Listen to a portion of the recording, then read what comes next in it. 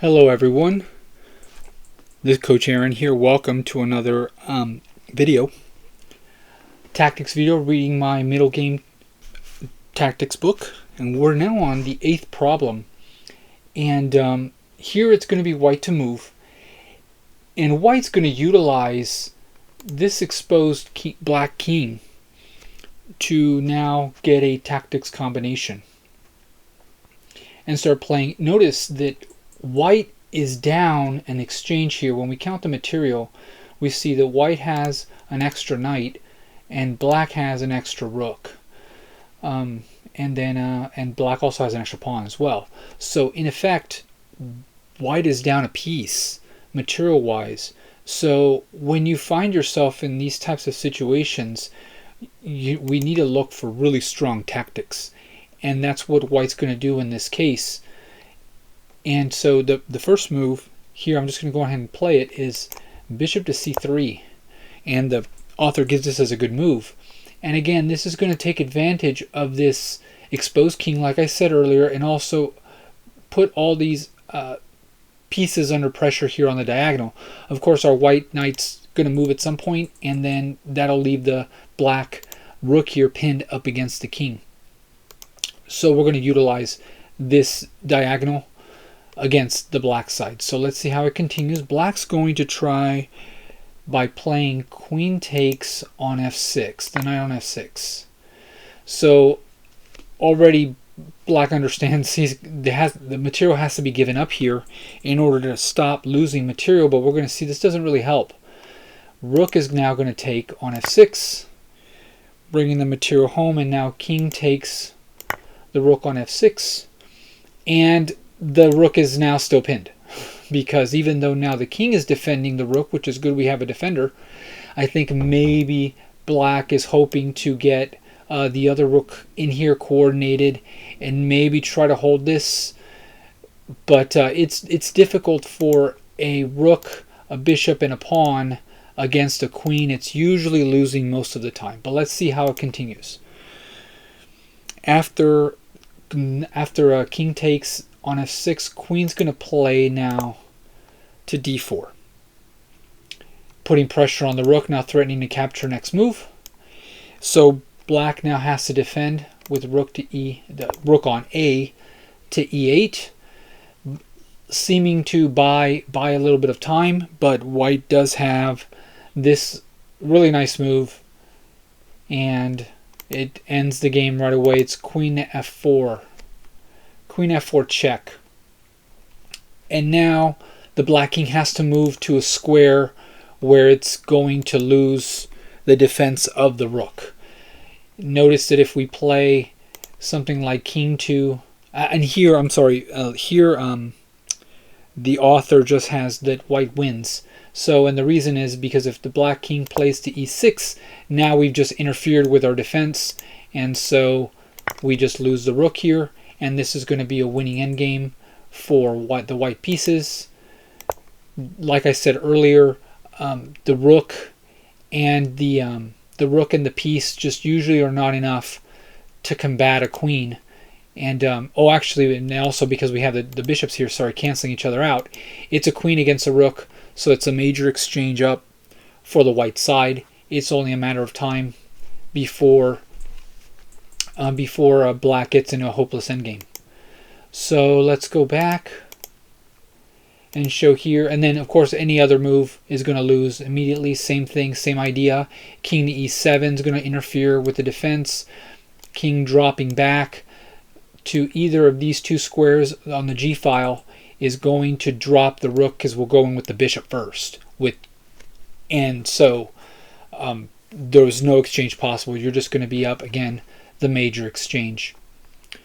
So let's go back a little bit more and show here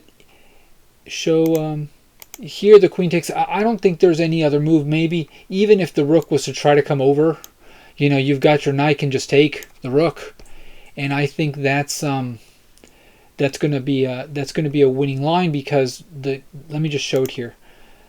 Trying to defend this way, because after the knight takes the rook, there's a check, and the rook is still, this rook on on e5 is pinned and cannot go back and trade. So the king has to move out of the way. Let's just put the king back here so that way we can at least threaten the knight here. But I think bishop will just take the rook on e5. The king will recapture here, and now we can just we're comfortably ahead a rook on the white side. So this is going to lead to a winning endgame for the white side. And now there's a million ways to win here for white. I think the simplest that I like is just queen e3, try to coordinate the queen, and then maybe offer queens and threaten to come down here on f7 a little bit later, or f6. So just starting to get this queen involved, try to trade for the queens and try to get into this winning endgame. So let's go back and see if there's anything else that we missed. Even if the queen were to try to defend the rook, again, I think maybe this looks, let's try this, because this looks like a more feasible defense. For the black side, we're going to threaten a checkmate, and we're also going to bring another defender to our rook this way. Let's see how white would defend this.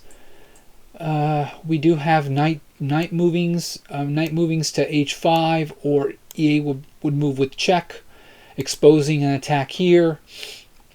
So those look plausible. That at least delays the checkmate, but white at some point would have to get pretty heavy here with a move. Let's try a knight move, because I want to demonstrate a simple white defense here. So let's just go knight e8 check, forcing this king to make a move, and again bringing this diagonal into play again. So the king moves back to f8, and then what white can do here is play queen to g3. It's stronger, of course, with the king on g7, but we had to move the knight, and so this will protect against the checkmating threats. We're going to threaten to trade queens, so if the queen drops back, we're going to win the rook. We're not going to have checkmates anymore, and we may even save our knight here. So if the queen decides to save herself, okay, I'm thinking about either queen retreating or even getting aggressive with queen e3. Let's get aggressive with queen e3, because this will bring the queens off the board. But let's see. But it also allows the rook to get out of this pin here with tempo.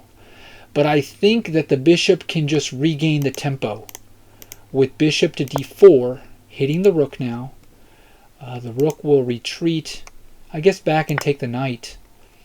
Yeah, this looks like a good line for black, because now black is up a rook.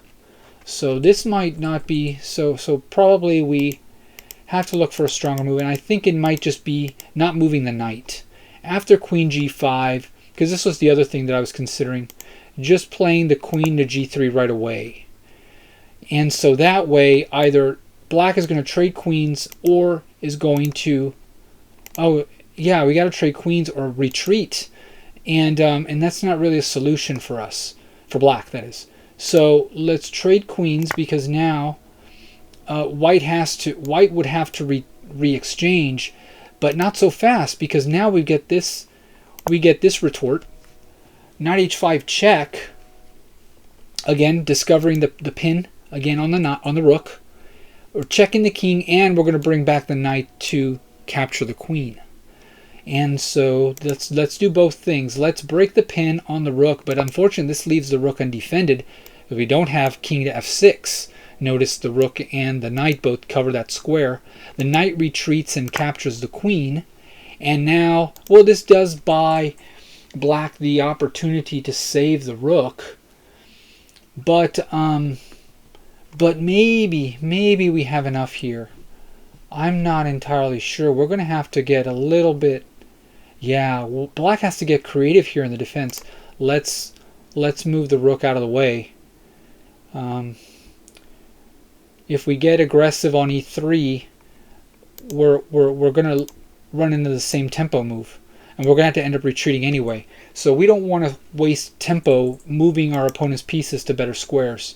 So let's just bring the rook all the way back, get into like a defensive posture, and now white's gonna have to demonstrate that the knight and the rook, that the knight against the rook is better here. So in this line, I feel that black had a little bit of a recourse here with queen g5. So let's see what the engine says here, because maybe I missed something. Yeah, there's a mate in 5. Okay, so I absolutely did miss something. Good. It's a good thing I double checked here. Queen h7 check. Okay, so we get super aggressive. We don't get defensive, we get aggressive. Check. King's going to play back to f8. The bishop's going to play to b5. Yeah, so all the pieces just come into play here. c5 to block. Bishop takes on c5 with check. Rook blocks on e7, and we're just going to get mated here. Okay, let's show it real quick on the board. Let's show it real quick. So king plays to f8 first move. Bishop plays to b4 with check. Black blocks with c5. We take the pawn on c5 with check. The rook drops back to e7 blocking. And I think here it was queen to h8 first, check. Black queen drops back to g8, and then queen captures with the checkmate on g8.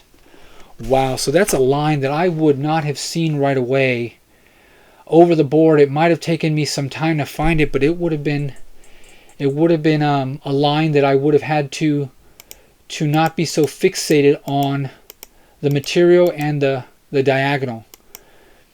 That is sometimes that can be sometimes an issue when we're analyzing, when we see a good idea.